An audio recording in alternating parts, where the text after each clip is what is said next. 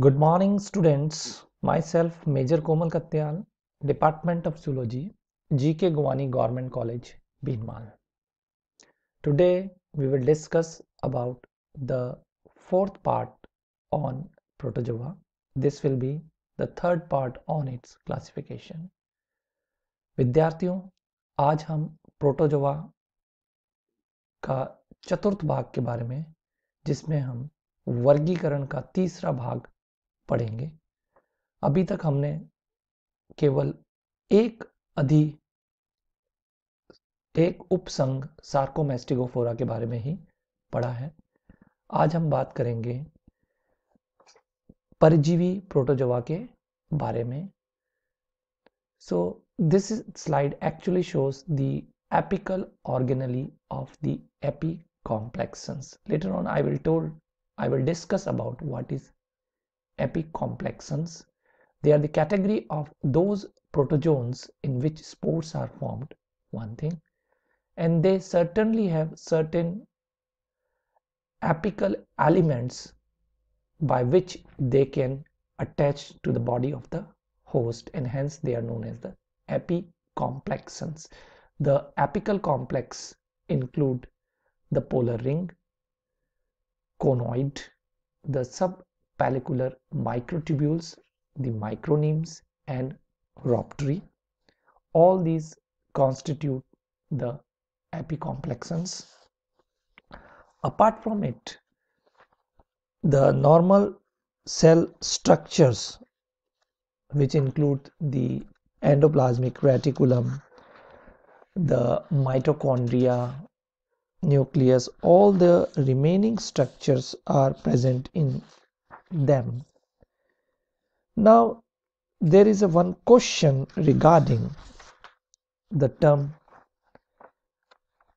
epicomplexion, that why we use this word, the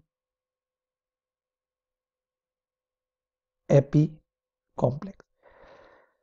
जो एपीकॉम्प्लेक्सन है उनके अंदर क्या होता है, जो उनका एपिकल रीजन है, उस एपिकल रीजन के अंदर कुछ स्पेशलाइज्ड या विशिष्ट संरचनाएं पाई जाती हैं, जिसके आधार पर हम उनको क्या बोलते हैं, एपीकॉम्प्लेक्शन बोलते हैं, कि जो कॉम्प्लेक्स एपिकल रीजन है वो उनके अंदर पाया जाता है।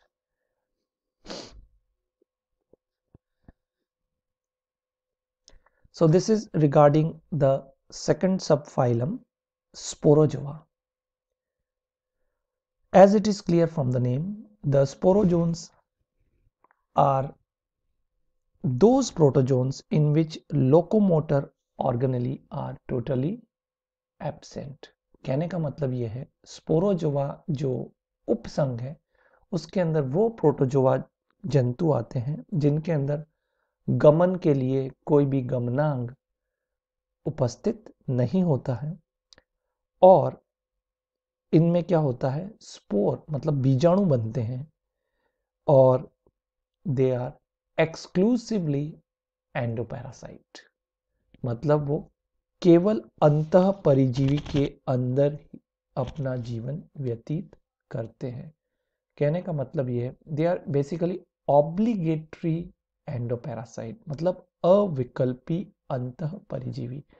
तो जो स्पोरोजोआ उपसंघ के जंतु हैं वो क्या होते हैं, केवल परिजीवी के रूप में ही पाए जाते हैं। जैसे मैंने मोनोसिस्टिस का यहाँ पे स्लाइड में एक डायग्राम दिखाया हुआ है। The first class include Telosporia. Telosporia, the spores without polar capsules and filaments, they are naked or encysted.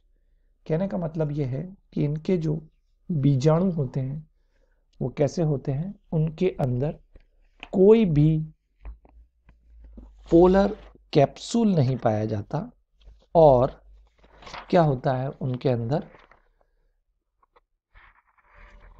कोई किसी में कवरिंग हो सकती है और कुछ के अंदर कवरिंग नहीं होती, मतलब वो बिल्कुल नेकेड होते हैं, चारों तरफ से कोई भी आवरण इनके अंदर नहीं पाया जाता है।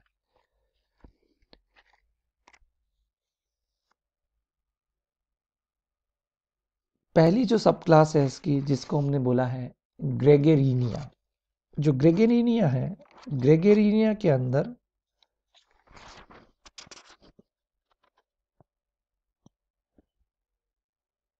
परिपक्व जो ट्रोफोजॉइट्स हैं वो क्या होते हैं, बड़े होते हैं और परपोषी की आंत व शरीर गुहिका में बहिकोशिक रूप से पाए जाते हैं। So they have the mature trophozoites which are large in size, extracellular in host, gut and body cavities. Each spores produces 8 sporozoites. जो प्रत्येक स्पोर से मतलब प्रत्येक बीजाणु है उससे क्या होता है, 8 स्पोरोजॉइट का निर्माण होता है। And they are the parasites in invertebrate. जो अकशेरुक जंतु हैं उनके वो परिजीवी होते हैं। जैसा मोनोसिस्टिस का हम उदाहरण लें, जो केंचुए के अंदर पाया जाता है, उसका वो परिजीवी है। The second subclass include Coccidia. Coccidia, the mature trophozoites are small and intracellular. You can easily compare both the subclasses. हम देख सकते हैं कि दोनों जो उपवर्ग हैं उसमें बहुत कॉन्ट्रास्टिंग है। ग्रेगेरिना के अंदर जो ट्रोफोजॉइट है वो बड़े हैं और बहिकोशिकी हैं, जबकि कॉक्सीडिया के अंदर क्या है, जो ट्रोफोजॉइट हैं, जो परिपक्व ट्रोफोजॉइट हैं, वो क्या है, छोटे हैं और अंतराकोशिकीय मतलब कोशिका के अंदर पाए जाते हैं। वहां पर बीजाणु ग्रेगेरिना के अंदर केवल 8 स्पोरोजॉइट का निर्माण करते हैं और यहाँ पर बहुत अधिक संख्या में वो क्या करते हैं, स्पोरोजॉइट का निर्माण करते हैं कॉक्सीडिया के अंदर। The coccidians are blood और gut parasites of vertebrates. जो कॉक्सीडियन है, कॉक्सीडियन बेसिकली क्या होता है, जो कशेरुक जंतु हैं, कशेरुक जंतु के रुधिर या जो आंत है उसके अंतः परिजीवी होते हैं, जिसमें दो मैंने यहाँ उदाहरण लिखे हैं, प्लाज्मोडियम और आइसोस्पोरा। इसके अलावा आइमेरिया एक और उदाहरण होता है। प्लाज्मोडियम के बारे में हम सब बहुत अच्छी तरह से जानते हैं कि जो प्लाज्मोडियम है, ये प्लाज्मोडियम क्या करता है, मलेरिया फैलाता है। वास्तव में ये मलेरिया के लिए जिम्मेदार है। Now let us discuss the cycle of plasmodium, the falciparum plasmodium. As we know there are different species of plasmodium, including the Plasmodium falciparum, Plasmodium vivax, then the Plasmodium ovale, and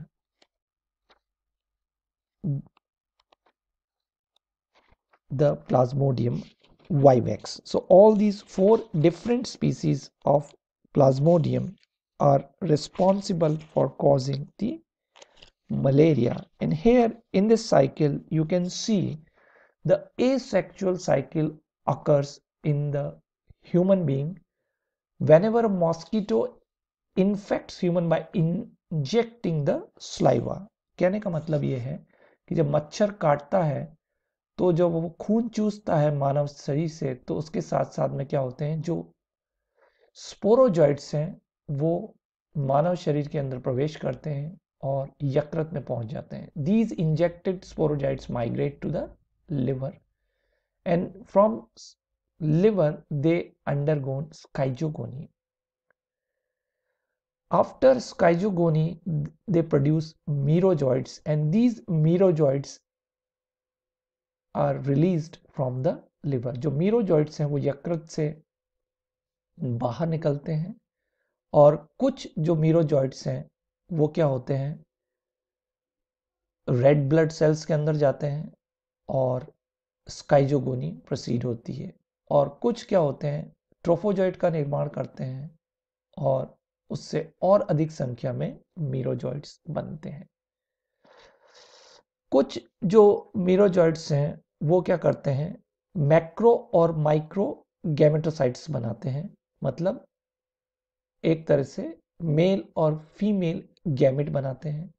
और जब मादा Anopheles मच्छर काटता है तो उसके साथ साथ में ये जो मैक्रो और माइक्रो गैमेटोसाइट्स हैं ये मादा एनाफिलिस मच्छर के शरीर में चले जाते हैं। The further development of these macro and micro gametocyte takes place in the mosquito.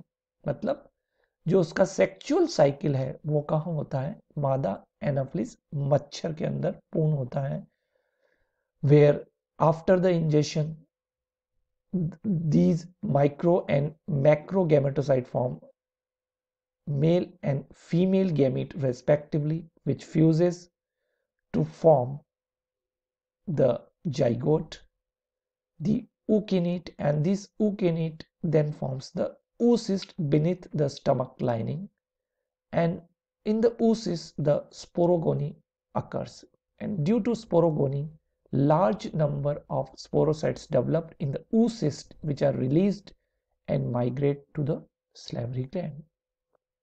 तो जो oocyst है उस oocyst के अंदर बहुत अधिक संख्या में स्पोरोसाइट्स बनते हैं और वो फिर लार ग्रंथियों की तरफ चले जाते हैं, और वहां जब वापस यही मच्छर किसी स्वस्थ मानव को काटता है तो जब वो रक्त चूसता है तो उसमें ये ट्रांसमिशन होता है या संक्रमण किया जाता होता है।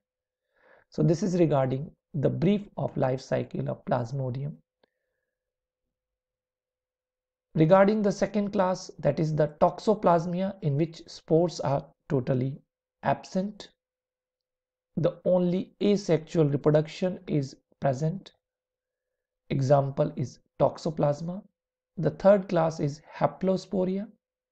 In haplosporia the spore cases are present, मतलब बीजाणु के चारों तरफ आवरण पाया जाता है. The only asexual reproduction is there, and the example is ichthyosporidium. This is the life cycle of toxoplasma, where cats ingest the toxoplasma through the meat of an infected rodent. मतलब जो बिल्ली है संक्रमित चूहे का अगर भोजन करती है तो उसके अंदर वो जाता है, और जो चूहा है चूहे के अंदर एक्चुअल में क्या होता है, जो बिल्ली के विष्ठा है उससे वो क्या होता है, चूहा जब उसको ग्रहण करता है तो उसके अंदर आ जाता है। और अगर मान लीजिए there is reinjection of the eggs by rodents और cats causes reinfection, other species में also be infected but only large number are infected. जो टॉक्सोप्लाज्मोसिस है वो इस टॉक्सोप्लाज्मा से होता है, जिसका हमने लाइफ साइकिल यहाँ पे दिया हुआ है। वास्तव में क्या होता है कि जो टिश्यू के अंदर सिस्ट होते हैं, पिग के अंदर भी हो सकता है, और पिग अगर ह्यूमन बीइंग अगर खा लेता है तो इन्फेक्शन होने की संभावना होती है ट्रैकेजॉइड से, जो कि अगर गर्भवती महिला के अंदर प्रवेश कर लेता है तो जो गर्भवती महिला है उसके अपरा या प्लेसेंटा से वो उसका जो भ्रूण है उसको भी प्रभावित करता है। Now regarding the third subphylum, that is Neospora. In the case of Nidospora, the spores are with polar filaments. They have classes like Myxosporidia, in which the spores are large, develop from several nuclei. जो बीजाणु हैं वो बड़े आकार के होते हैं और बहुत सारे केंद्रक से उनका विकास होता है. Spores with 2 or 3 walls, and they are parasites mostly in fishes. Say for example the Myxedium and Myxobolus shown here in this slide. Then the second class, the Microsporidia, as it is clear from the name, the spores are small in size, develop from only one nucleus. The spores with univalve membrane, in the case of Myxo, they have 2 or more than 2 walls, and are the intracellular parasites in arthropods and fishes. The most common example is Nosema apis and Nosema bombis, which are responsible for causing drastic reduction in the production of honey for honeybees and production of जो silk है उसको प्रभावित करता है Nosema bombisis. So this is all about the 2 subphylum, including the Sporozoa and Nidospora, which included the parasites. Thank you.